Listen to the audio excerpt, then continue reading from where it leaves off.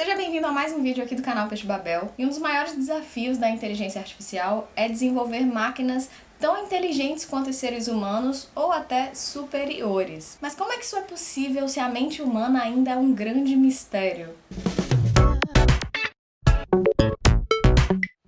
Há um tempo atrás comentaram aqui no canal, não sei se foi uma afirmação ou uma pergunta, mas que não vai ser possível criar uma inteligência artificial de nível humano até que a gente compreenda completamente como funciona a mente humana. E eu já recebi muitos comentários parecidos, onde as pessoas criam essa relação entre entender a forma que os humanos funcionam para poder replicar isso na máquina, sendo que essa relação ela não é obrigatória. Assim, na verdade, historicamente falando, o berço da inteligência artificial veio dessa vontade de compreender a mente humana, o desejo de criar máquinas com habilidades humanas, também físicas, mas principalmente cognitivas. Se você pegar praticamente qualquer livro didático introdutório de inteligência artificial, vai ter alguma menção aos filósofos clássicos, desde Aristóteles e Platão, que já faziam esforços para formalizar o pensamento humano, transformar a complexidade da inteligência humana em coisas relativamente mais simples, como a lógica formal, o raciocínio simbólico. Acho que todo mundo eventualmente já ouviu falar da lógica de Aristóteles, que é o conjunto de premissas que levam a uma conclusão.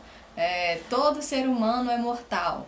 Sócrates é humano, logo, Sócrates é mortal. A lógica formal que a gente estuda hoje, inferência, dedução, silogismo, nasceu muito lá atrás com filósofos filosofando sobre a inteligência humana. Outro nome muito citado também nesses livros didáticos é o Thomas Hobbes, que escreveu um trecho muito interessante sobre a possibilidade de criar animais artificiais. Olha que legal, vou dar uma pescada aqui. Por que não poderíamos dizer que todos os autômatos possuem uma vida artificial? Pois o que é o coração senão uma mola? E os nervos senão outras tantas cordas? E as juntas senão outras tantas rodas, imprimindo movimento ao corpo inteiro? Profundo. E por que eu tô falando isso tudo?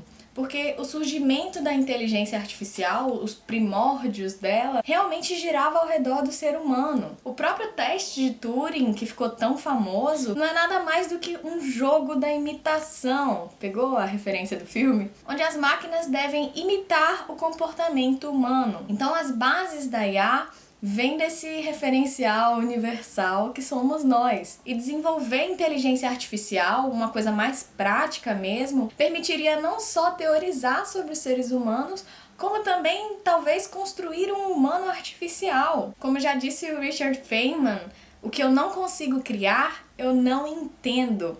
Então, qual a melhor forma de entender a mente humana se não criando um artificial? Até agora parece que eu tô advogando contra mim mesma, né? Porque no início do vídeo eu disse que a relação entre compreender a mente humana e criar inteligência artificial não é obrigatória, que essas coisas não são obrigatoriamente dependentes.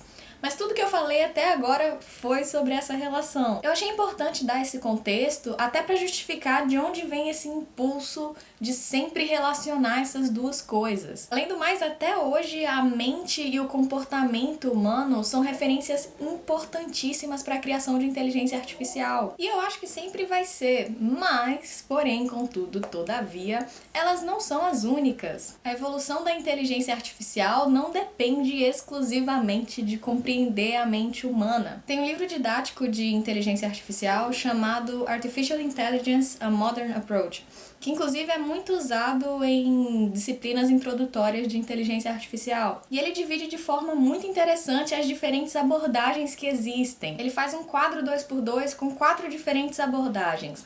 Pensar como ser humano, agir como ser humano, pensar racionalmente e agir racionalmente. E se a gente fizer um corte vertical no quadro apresentado pelo livro, a gente vai ver de um lado abordagens focadas nos seres humanos, seja cognição ou comportamento, e do outro lado focado no conceito de racionalidade, que é descrito pelo próprio livro como simplesmente fazer a coisa certa, abrindo mão da fidelidade ao comportamento humano e focando numa medida ideal de performance. E perceba que em nenhum momento ninguém está dizendo que os seres humanos não são racionais, a ideia não é essa. Mas também, abrindo um parênteses aqui, o comportamento humano nem sempre, na verdade em muitos casos, passa longe do ideal. Só que a grande diferença tratada pelo livro entre racionalidade e pensamento, comportamento humano, é de onde vem a base de conhecimento dessas diferentes abordagens. Quando você fala do ser humano, a base de conhecimento vem da biologia, da psicologia, da neurociência, e tem essa preocupação de replicar o funcionamento do ser humano. Então a medida de qualidade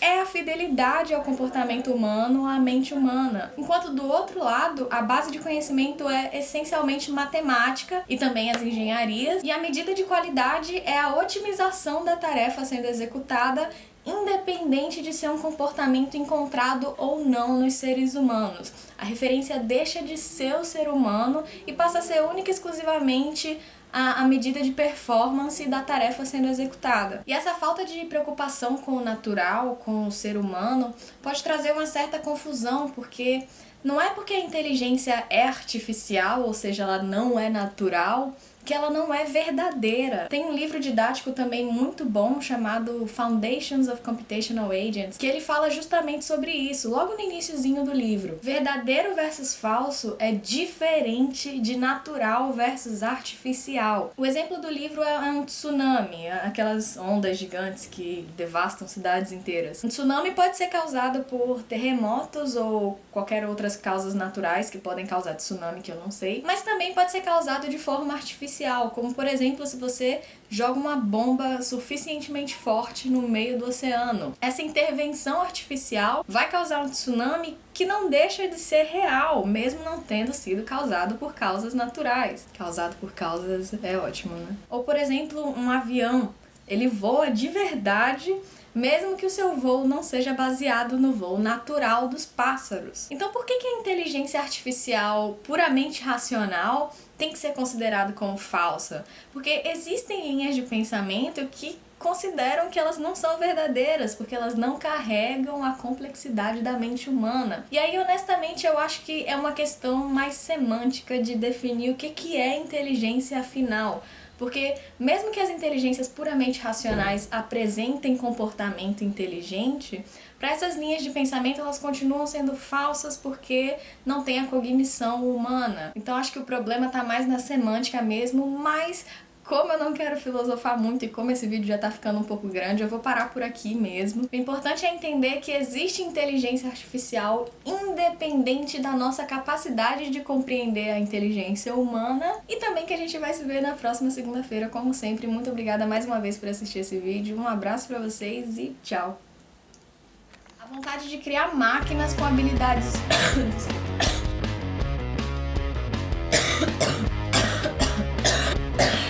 que escreveu um trecho muito interessante sobre...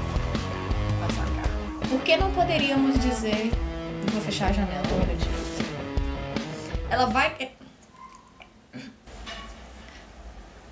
Como é?